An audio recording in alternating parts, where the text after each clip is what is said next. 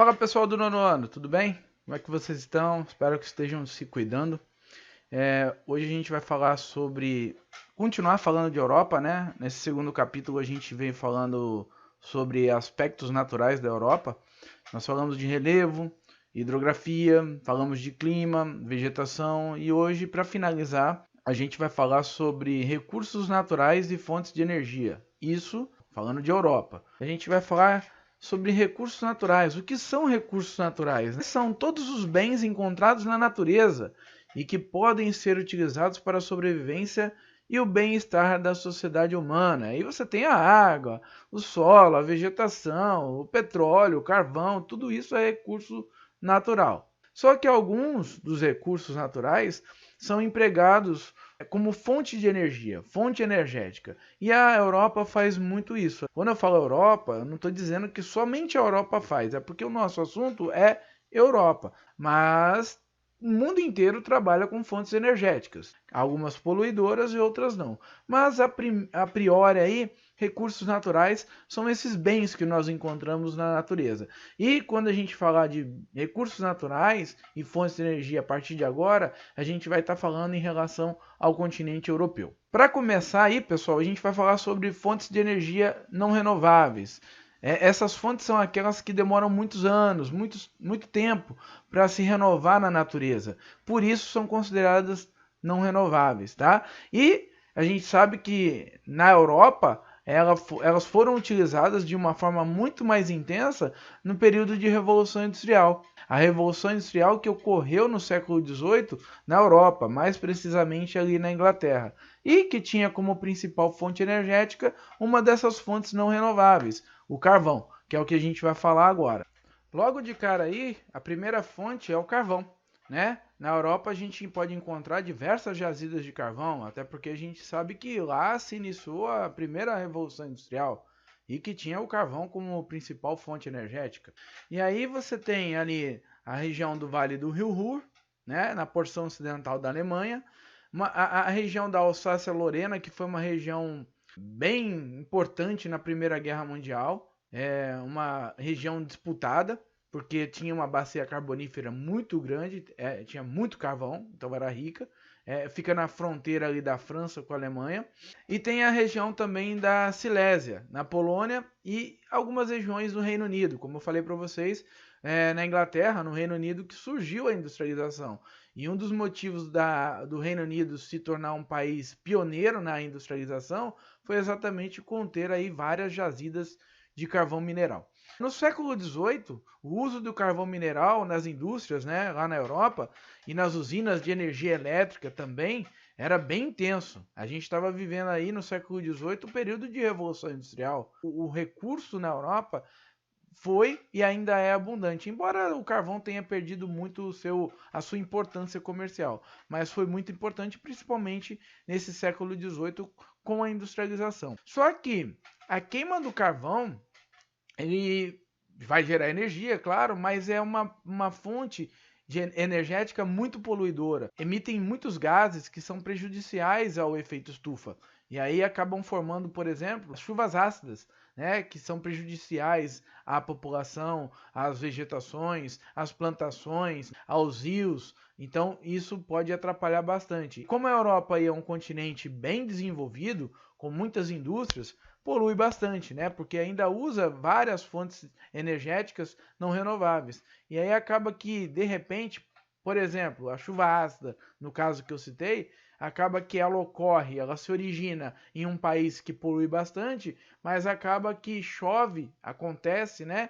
Em outro país, mais ao norte, por exemplo, como é o caso da Dinamarca, da Suécia, da Noruega, da Finlândia, os países da Escandinávia. Esses países acabam se conflitando com os países que acabam provocando essa chuva ácida. Então a diplomacia fica meio conturbada por causa desse problema ambiental causado pela emissão de gases, tá, pessoal? Então a gente pode ver que o carvão dentro do continente europeu sempre foi importante, principalmente quando se trata de século XVIII e Revolução Industrial. O petróleo, né, pessoal, que é outra fonte de energia não renovável, ou que a gente tem um maior valor agregado aí no mercado atualmente, né?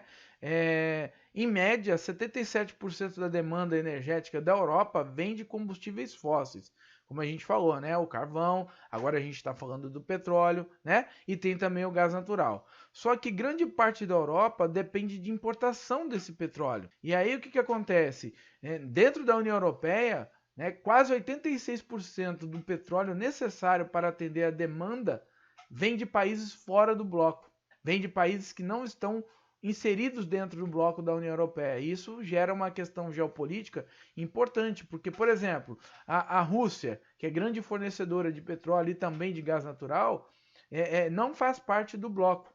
E é um fornecedor muito importante para a Europa. E aí pode, de repente, rolar uma treta entre os dois, ou entre os países da Europa, da União Europeia e a Rússia cortar o abastecimento de petróleo e também de gás natural para esses países da Europa. Então pode gerar uma instabilidade geopolítica muito grande, tá?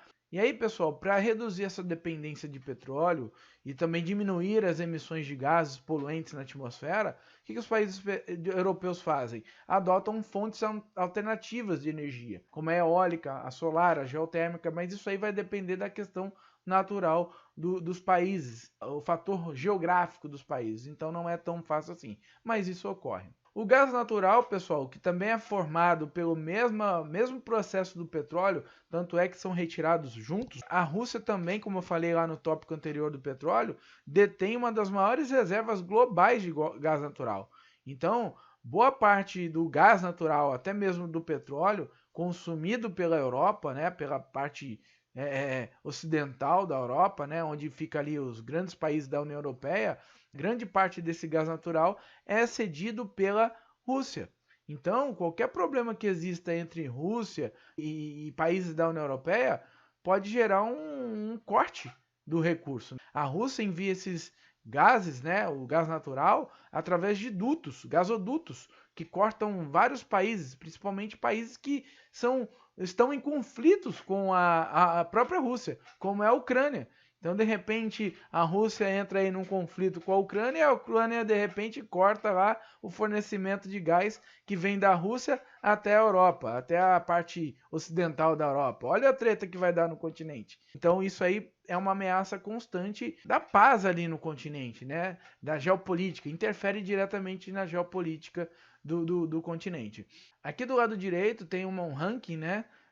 Europa, produção de petróleo bruto por dia, 2016, em barris. E aí você tem a posição dos países e os barris por dia, a quantidade. Então vocês podem ver que a Rússia é o soberano, é o que detém o maior potencial energético aí com essas fontes não renováveis. E aqui embaixo a gente pode ver muito bem a rede de gás natural de toda a Europa. E aí você pode ver que são vários gasodutos, né, pelo continente inteiro. E notem que a Rússia também tem uma quantidade enorme que fornece para a Europa como um todo. A quarta energia que a gente tem que falar é a termonuclear, ou energia nuclear, né, mais conhecida como energia nuclear. Ela se expande aí principalmente na Europa, né, no período de Guerra Fria, onde houve um avanço enorme das tecnologias, principalmente com a corrida armamentista, né? O desenvolvimento de bombas nucleares fez com que essa energia aí se tornasse mais viável, principalmente para a União Soviética e Estados Unidos, que estavam envolvidos no conflito. E aí você pode ver que o total do consumo interno bruto de energia na União Europeia é de 13,2%. Bem utilizada principalmente na Europa, até porque a gente está falando aí de boa parte de países desenvolvidos. Mas tem um problema, né? Como ela envolve radioatividade, podem causar acidentes, como foi o caso de Chernobyl na própria Europa, na Ucrânia, que até hoje a cidade lá, a região está desabitada.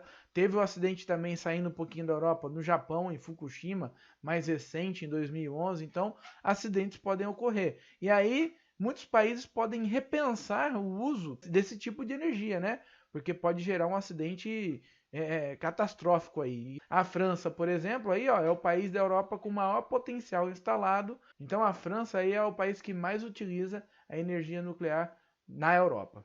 Pulando aqui, pessoal, para as fontes de energia renováveis agora, né? O que são fontes de energia renováveis? São provenientes dos recursos renováveis, como o vento, a água, o sol. E esse tipo de energia vem sendo mais utilizada na Europa, até porque são consideradas energias limpas e reduz também a dependência de outras fontes energéticas não renováveis, como a gente viu, né? A questão do petróleo, do gás. Então, os países da Europa começam a adotar essas fontes renováveis exatamente porque são limpas, são consideradas limpas, e também para diminuir a dependência de outras fontes energéticas, que são caras e que acabam ficando vinculados a outros países de fora do bloco, do continente europeu. Essas fontes de energia renováveis, elas são consideradas aí mais sustentáveis, quando a gente vive aí num mundo atual em que se fala de sustentabilidade o tempo inteiro. Então, são mais viáveis. Então, a gente vê aí que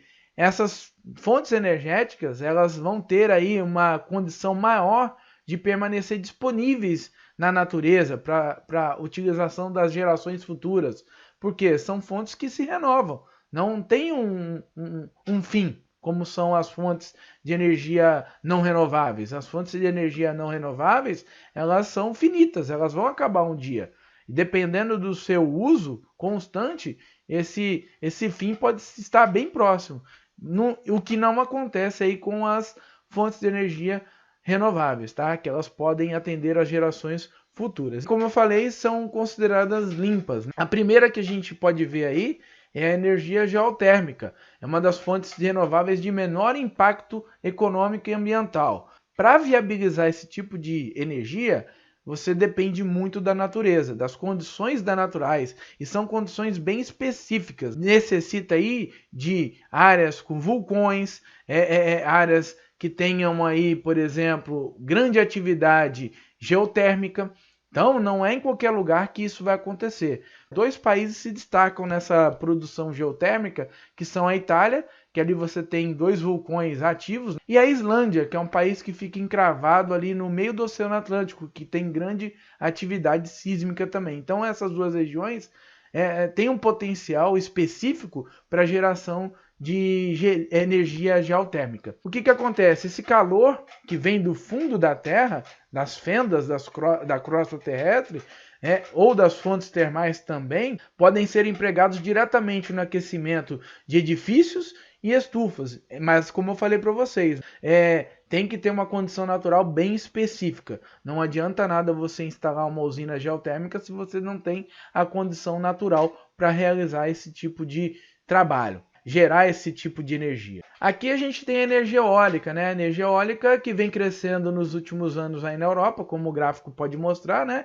É a energia gerada pelos ventos. Como eu falei para vocês, em franca expansão, né? Vem em crescimento acelerado dentro do continente europeu. Até porque é uma energia considerada limpa, né? E que não dá tantos transtornos assim às sociedades. E aí os principais produtores de energia eólica na Europa são a Alemanha, a Espanha, o Reino Unido e a França, nessa ordem mesmo. No Reino Unido, pessoal, a gente tem o maior parque eólico de alto mar no planeta, fica no meio do mar, para vocês verem que a geração de energia eólica no continente europeu vem crescendo bastante. E por último aí a gente tem a energia hidrelétrica, que é a mais comum utilizada, né, em vários países, inclusive no nosso aqui, né, o Brasil produz muita energia a partir da hidroeletricidade, da água. Na Europa também não foi diferente. Essa energia hidrelétrica ela vai variar muito de acordo com a localização geográfica do país. O país tem que ter condições naturais favoráveis para gerar essa energia, como por exemplo o clima, que tem que ser chuvoso, tem que ser úmido, né, para abastecer as fontes hídricas, e o relevo, porque você tem que conter acidentes geográficos dentro desse relevo, para gerar as quedas d'água, que são as cachoeiras, e gerar o movimento da turbina para gerar essa energia. Então a questão da geografia também influencia bastante. E ali na Europa a gente tem alguns países que tem um potencial muito grande para geração de energia, como é o caso aí da Noruega e da Albânia, tá? E outros que não tem tanto, como é o caso da Bélgica e da Holanda, que não tem condições naturais, né, necessárias para produzir essa energia hidrelétrica de modo, né, que satisfaça toda a população. Produzem, tá? Mas não é de uma forma satisfatória. A energia hídrica ainda foi um recurso de energia renovável mais utilizado da Europa em 2016, sendo a Suécia, a França e a Itália as maiores produtoras desse tipo de energia no continente europeu. Eu vou finalizando a aula aqui, espero que vocês tenham gostado, continuem se cuidando e até a próxima aula. Um abraço, pessoal!